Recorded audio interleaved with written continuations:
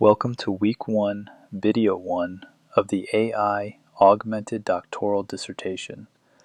My name is Angel Reyes and I run Subthesis, the platform this course is built on, and over the next 12 weeks, you and I are going to do something that the Academy has not yet figured out how to teach.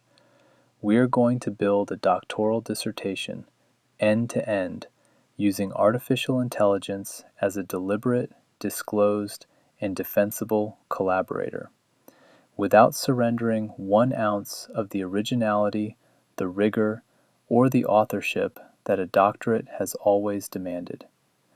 That last sentence is the entire thesis of this course, so I want you to hear it again, slowly. We are going to use AI deliberately. We are going to disclose it. We are going to be able to defend every choice we made. And we are going to keep, at the end of this, a dissertation that is unambiguously yours. Yours intellectually, yours legally, and yours when you stand in front of your committee. The reason this video opens the course, and the reason it carries the slightly grand title that it does, is that almost everything that goes wrong for a doctoral candidate goes wrong in the first 3 weeks, before they have written a single chapter. It goes wrong in the operating system they bring to the work. They walk in believing the dissertation is one thing when it is actually another. They walk in believing AI changes the bar when it only changes the means. They walk in without a personal policy for how they will use AI, and then they invent that policy under deadline pressure, badly, 3 days before a committee meeting. So in this single video, we are going to install a corrected operating system. We are going to define what a dissertation actually is, what it is not, what AI changes about producing one, and, most importantly, what AI does not change. And by the end, you will have a clearer, more confident, and frankly more excited view of what you are about to do over the next year or two of your life than you have ever had. Let me put you inside a real day. It is 8:47 in the morning on a Tuesday in March. A third-year PhD candidate. The candidate sits down at her desk with coffee, a methods chapter she needs to finish, 40 abstracts to screen for her literature review, and an advisor meeting at 4 o'clock for which she has not yet prepared an agenda. Here is how that day used to go. It started with 2 hours of database searches, an hour of skimming abstracts she could not yet evaluate intelligently, and a frustrated email to her advisor asking for a postponement. Here is how the day goes now. She opens Elicit, types her research question, and in about 11 minutes she has a ranked, summarized list of those 40 abstracts plus a stack more she didn't know existed, with structured columns for design, sample size, and primary outcome. She opens her institution's walled garden, Claude, free to her because her university provides it, and pastes her draft methods section, asking for a stress test against 3 specific journals reporting standards. She opens the Subthesis Research Assistant, a browser-based platform that runs entirely on her machine, and uses the methodology selector to pressure test whether her design actually answers her question. By 11:30, she has done what used to be 6 hours of work, and she has spent that time doing the thing only she can do, which is making judgments. That is the rhythm I want you to learn. Same problems, faster cycles, and a candidate whose hours go into the part of the work where her judgment compounds. Everything in this course is in service of that day becoming yours, and the way we get you there is by walking the pathway, decision by decision, from the operating system you install this week all the way to the defense you give in week 13. Before I sell you a vision of doctoral productivity, I owe you the reason this course exists. Between 36 and 51% of doctoral candidates who start a PhD in the United States never finish. That is the one number I am going to ask you to carry with you, and it is the only one I want lodged in your memory by the end of this video. The reason the number matters is not the number itself. It is what it tells you about the shape of the failure. The people who leave are not less smart than the people who finish. The failures are not intellectual. The failures are structural. Bad scoping, bad time allocation, bad tool selection, no provenance, no policy. And they are relational. Bad advisor fit, no community, no cadence with the committee. That distinction is the spine of this entire course. Here is how we are going to work with it. Every week, the videos teach you the structural pathway, how to scope a question, how to choose a method, how to run a literature review at scale, how to set a writing rhythm, how to manage approvals, how to walk into a defense. And every week, the workbook gives you the relational pathway, how to choose and manage your advisor, how to write committee updates, how to find your peer cohort, how to handle a conflict. AI, used the way I am going to teach you to use it, attacks the structural failures directly. It gives you back the hours, it organizes the artifacts, it stress tests your thinking.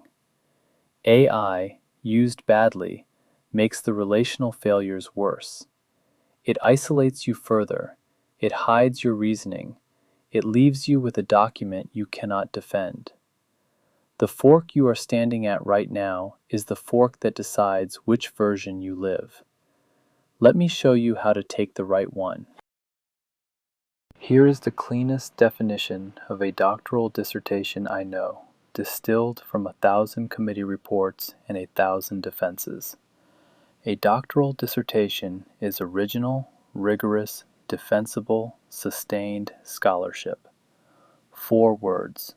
Original, meaning it contributes something that did not exist before you wrote it.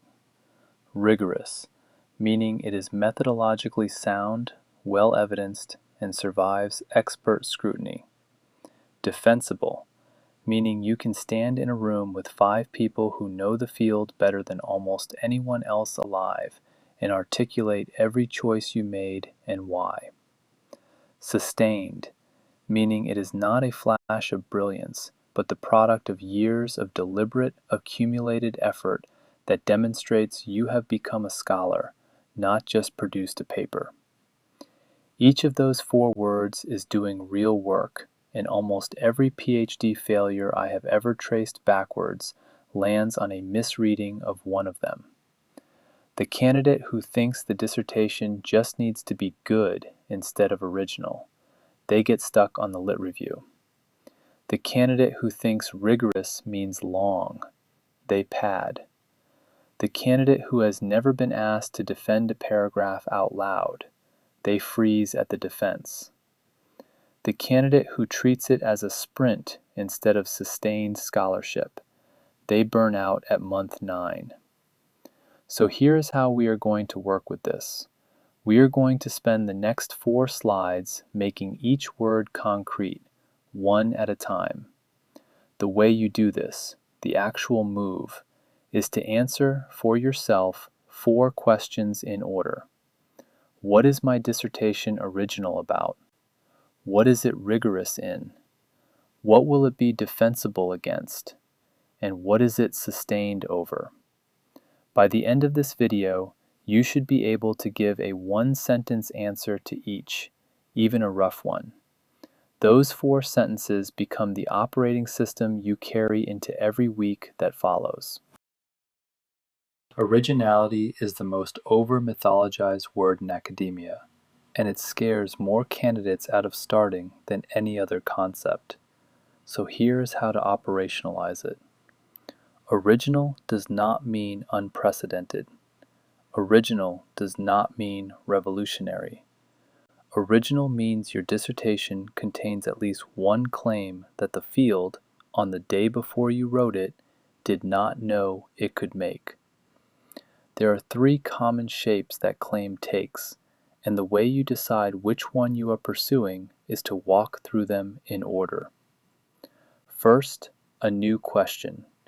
You ask something nobody has asked, often by bringing two literatures into contact or by noticing a population, a context, or a condition that prior work skipped. Second, a new method. You measure something that was previously unmeasurable, or you measure it with rigor that exposes a flaw in prior work. Third, a new synthesis.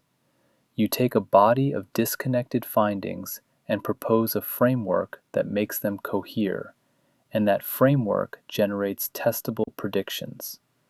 That third form, by the way, is the one AI most threatens and most empowers. Threatens because language models can produce synthesis-shaped prose at speed. Empowers because they can also map a literature in 20 minutes that used to take a year. The principle to hold is this: originality is a contribution test, not a novelty test. The candidate's next move is to draft a one-sentence claim. After my defense, an expert in the field will be able to say, "We now know X because of this work," and to check which of the three shapes that claim takes. That is the bar. It is high, but it is not mystical. And by week 5 of this course, you will have a theoretical framework builder exercise inside the subthesis research assistant that walks you through articulating exactly which shape your contribution takes. Rigorous is the easiest of the 4 words to fake and the hardest to actually deliver, because rigor is not a property of how your work reads,